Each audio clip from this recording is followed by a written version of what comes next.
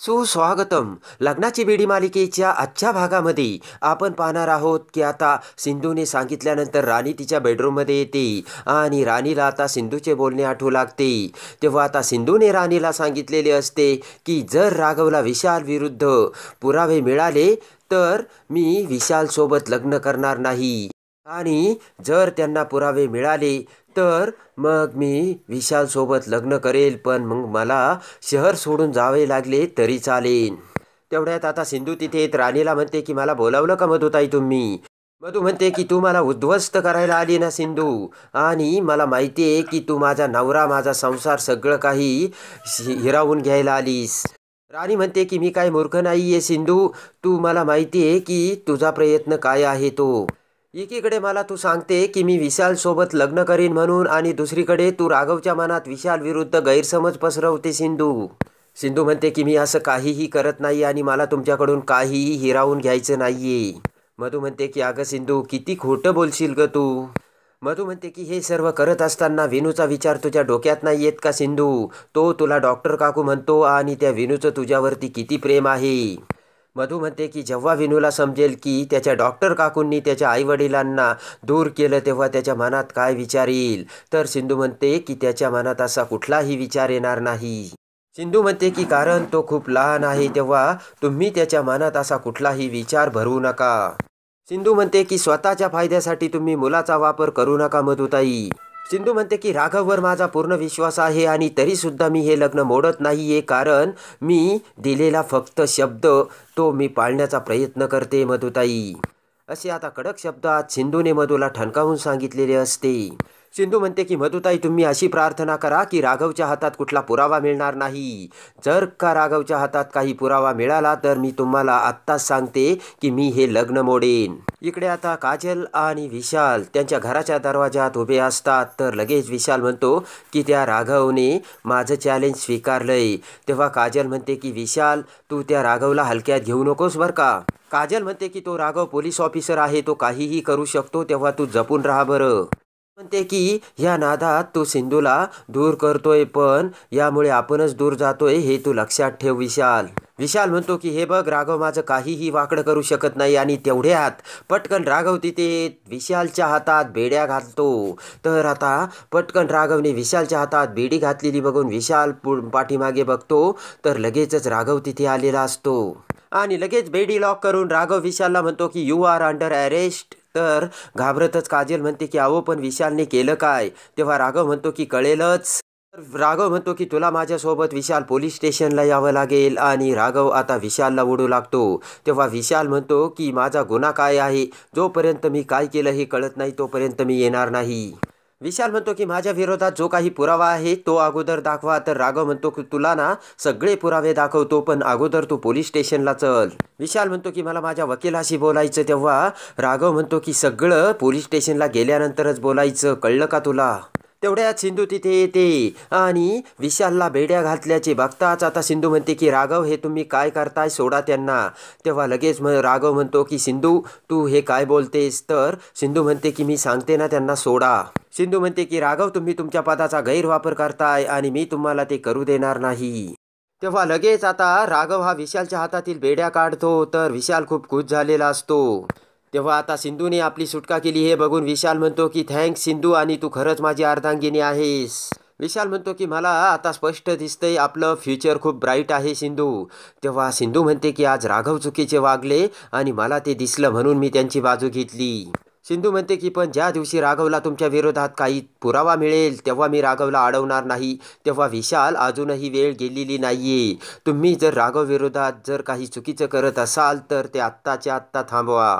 सिंधू म्हणते की उगाचच तुम्ही राघवला चॅलेंज करू नका, कारण तुम्हालाच ते महागात पडेल. आणि लगेच सिंधू ही राघवला घेऊन घरी येते, पण लगेचच राघव हा सिंधूला घरी येताच थांबवतो आणि म्हणतो की सिंधू मी विशालला अरेस्ट करायला चाललो होतो, हे तुला कसं कळलं.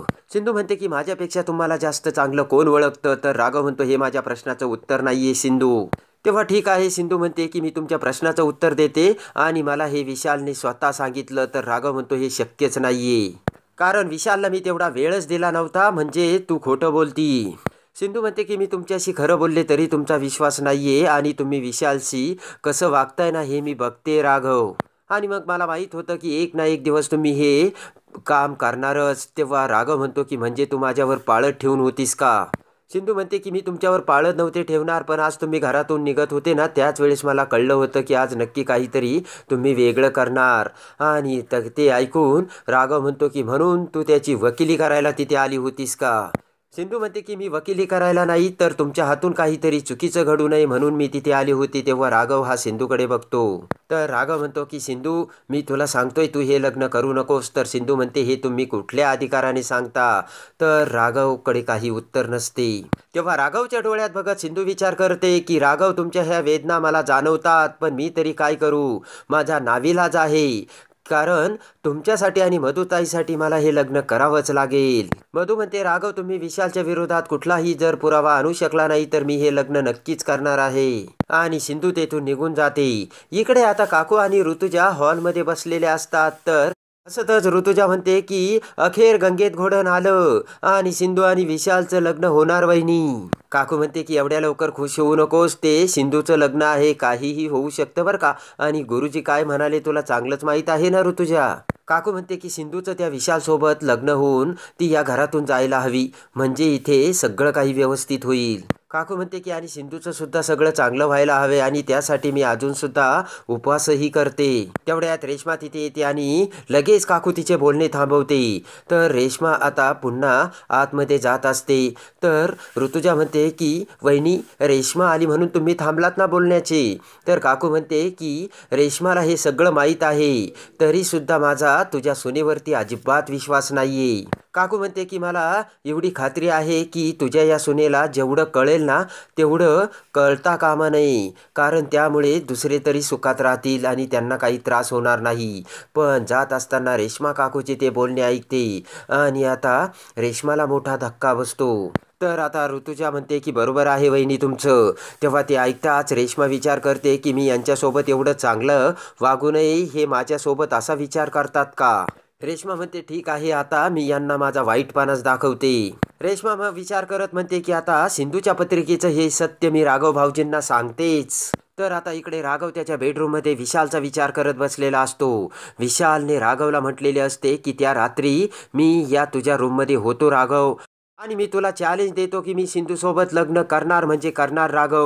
हे बोलणे आता राघवला आठवते. राघवने म्हटलेले असते की ठीक आहे. राघवने सांगितलेले असते की मी तुझं चॅलेंज ॲक्सेप्ट करतो. तर विशाल म्हटलेला असतो की मला एक कळत नाही, सिंधूवर तुझे एवढे प्रेम असताना तू दुसऱ्या मुलीसोबत लग्न कसे केलं? तर आता सिंधूचे बोलणे राघवच्या डोळ्यासमोर येते. सिंधूने म्हटलेले असते की जर तुम्ही विशालच्या विरुद्ध काही पुरावा आणू शकला नाही तर मी हे लग्न करणार राघव. तेवढ्यात कॉफी घेऊन अन्वी आता राघवकडे येते आणि म्हणते की मामा तू कसला विचार करतोय? तर राघव म्हणतो की मी आता सगळ्यांचा विश्वास गमावलाय. राघव म्हणतो की मला वाटलं होतं सिंधू तरी माझ्यावर विश्वास ठेवील, पण विशालच्या विरोधात सिंधूला सुद्धा प्रूफ हवाय. तर आता विशाल हा खोटारडा आहे, हे मी कसं प्रूव्ह करणार ते मलाच माहीत नाही, असे आता राघव अन्वीला बोलतो. अन्वी म्हणते की राघव मामा, सीमा ही कसल्या तरी प्रेशरमध्ये येऊन ह्या सर्व विचार करते, नाहीतर तिने लग्नाला कधीच हो म्हटलं नव्हतं. तर राघव म्हणतो की आपण सगळ्यांच्या समोर सिंधूला हे विचारलं होतं तेव्हा ती नाही म्हणाली होती आणि सिंधू कधीच खोटं बोलत नाही.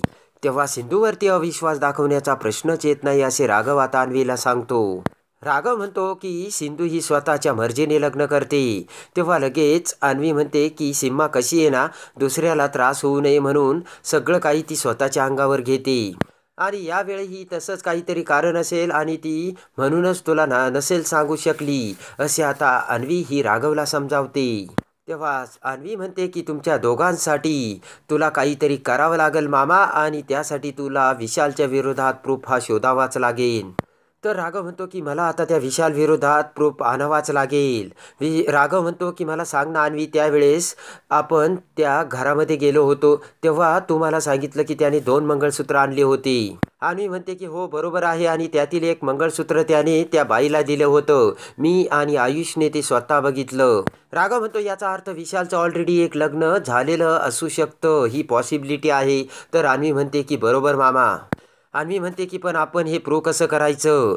राघव म्हणतो आपल्याला आता पॉसिबिलिटी मिळाली, मग रस्ताही आपोआप सापडेन. राघव म्हणतो की डोंट वरी, तू काही काळजी करू नकोस, मी हे प्रूव्ह करील. तर अन्वी म्हणते मीही मामा तुझ्या सोबत आहे.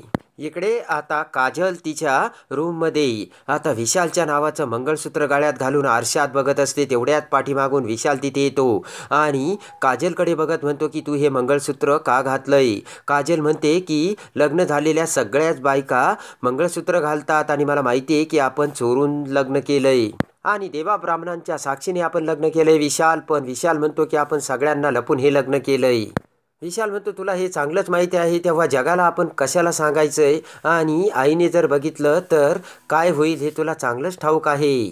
तर आता लगेचच काजल म्हणते की त्यांना काही कळणार नाही, त्यांना हे मंगळसूत्र दिसणार नाही याची मी काळजी घेईल. मग तर झालं ना विशाल म्हणतो काजल तू मंगळसूत्र काढ. तर काजल म्हणते की नाही मी तू सांगेन ते काहीही ऐकेन पण मंगळसूत्र काढणार नाही.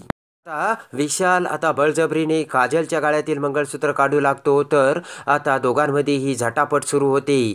तर काजल म्हणते की नाही मी काढणार नाही आणि लगेच विशाल हा काजलला ढकलतो. तर शेजारच्याच टेबलला काजलचा धक्का लागतो आणि काजलच्या डोक्याला लागते. ते बघून आता विशाल पुन्हा काजलला उठवतो आणि कॉटवर बसत म्हणतो की काजल तुला लागलं तर नाही ना. तर काजल ही रागाने विशालकडे बघते. विशाल म्हणतो की सॉरी काजल पण एकदा का सिंधूसोबत माझं लग्न झालं ना मगच माझं डोकं शांत होईल. तर काजलच्या डोळ्यातून अश्रू आलेले असतात. तर लगेच विशाल म्हणतो की सॉरी काजल मी तुझ्यासोबत असं वागलो ते.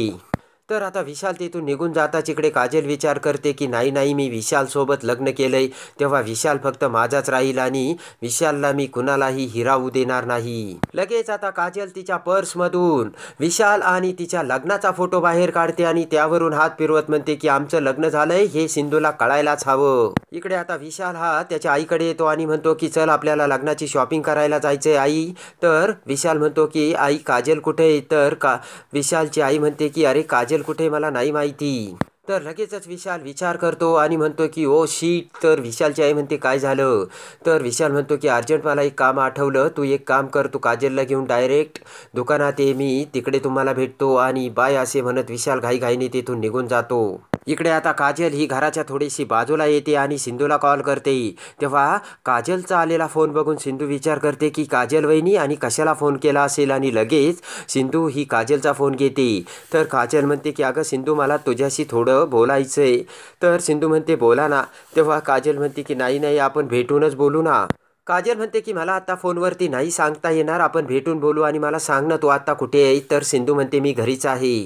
तर आता काजल म्हणते की ठीक आहे सिंधू मी तुझ्या घरी येऊन तुला भेटते आणि लगेच काजल ही सिंधूला भेटण्यासाठी जाते. तर इकडे विशाल हा विशालच्या आईला घेऊन तेथून गेलेला असतो आणि तीच संधी साधून आता अन्वी आणि राघव दुसऱ्या वेशात डोक्याला कपडा गुंडाळून आता विशालच्या घरी येतात आणि राघव अन्वीला म्हणतो की आता विशालच्या विरोधात आपल्याला काहीतरी प्रूफ मिळालाच पाहिजे असे म्हणत आता विशालची रूम आता राघव आणि अन्वी हे तपासू लागतात आणि त्याच वेळेस अन्वीला विशाल आणि काजलच्या लग्नाचा फोटो सापडतो. पण त्या फोटोमध्ये आता काजलचं तोंड शाईने झाकलेलं असतं, त्यावरती शाई पडलेली असते आणि राघव तो आता विशाल आणि त्या काजलच्या लग्नाचा फोटो बघतो. तर लगेचच राघवला मोठा धक्का बसलेला असतो आणि विशालचे पहिले लग्न झाले असल्याचे आता राघवच्या लक्षात आलेले असते आणि मोठा पुरावा मिळालेला असतो आणि लगेचच तो फोटो बघतात आता राघवला मोठा पुरावा मिळून आता राघव हा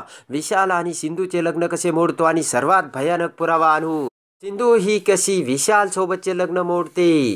तर आता काजल सुद्धा आता सिंधूला त्या लग्नाचा पुरावा देऊन आता भयानक धमाका उडत अखेर सिंधू ही विशाल सोबतचे लग्न मोडून कसे राघवच्या प्रेमाचा स्वीकार करते हे बघण्यासाठी आणि लग्नाची बीडी मालिकेच्या डेली अपडेटसाठी आपल्या चॅनलला लाईक करा, सबस्क्राईब करा.